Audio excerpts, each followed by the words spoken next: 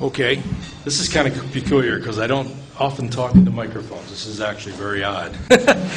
All right.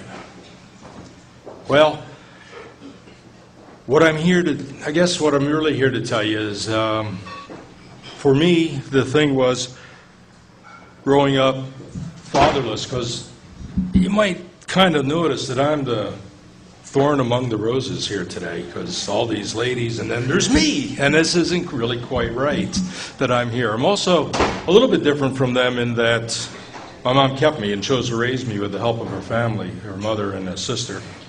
And the thing that makes a difference, and that's even today when we were out walking around over at the UN and doing some passing out of pamphlets, somebody brought up that issue. It's like, well, it's really not about the baby, it's about the mother. And isn't it really awful that the mother has to put up with that? It's like, well, I guess to be honest with you, my mom's life did change as a result of me. Frankly, that's true. And her life was going one way and going a different way. And that's how it worked out. But after a long time, she really had a hard time talking to me about it, and we only ever really had a few conversations where we discussed what happened, but I know she was never really disappointed at all. Because in time, she had 3 grandchildren, because she kept me and raised me, and even though her life was different, it was still a great life for her.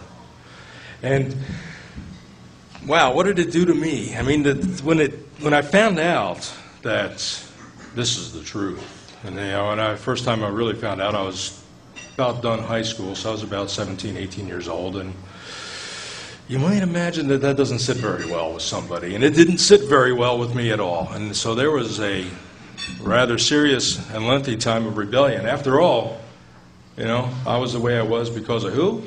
Well, I guess because of God, huh? Who do you think you are, God? God? It's like, that led to a wee bit of rebellion, I could say.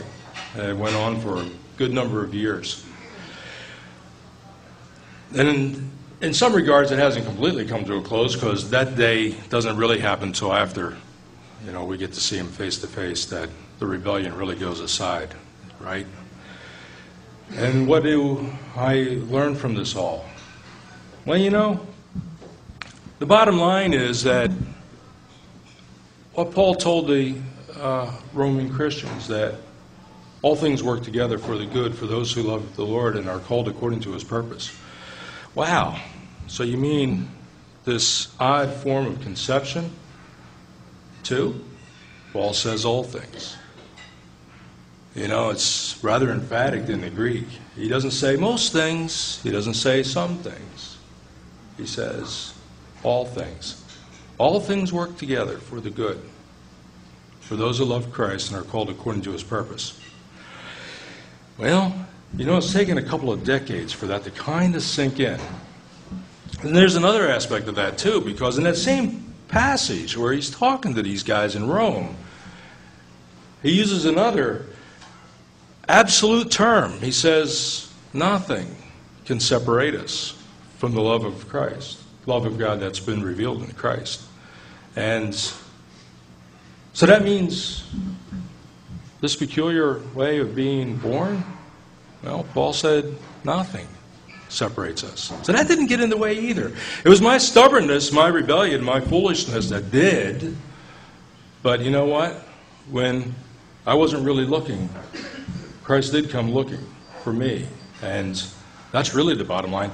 And so it doesn't really matter, actually, that I started life in this peculiar way. What really matters is that there is the love of Christ that was revealed to me. And there's a really wonderful passage in the Gospel of John where Christ and his disciples come across a man who was born blind, and they want to know why this guy was born blind. And he says, he doesn't really say it, but if you read the text, it goes right from their question to him doing something, taking care of the man's blindness. They didn't enter into an intellectual discussion. Was this guy blind because of his sin or because of his parents' sin?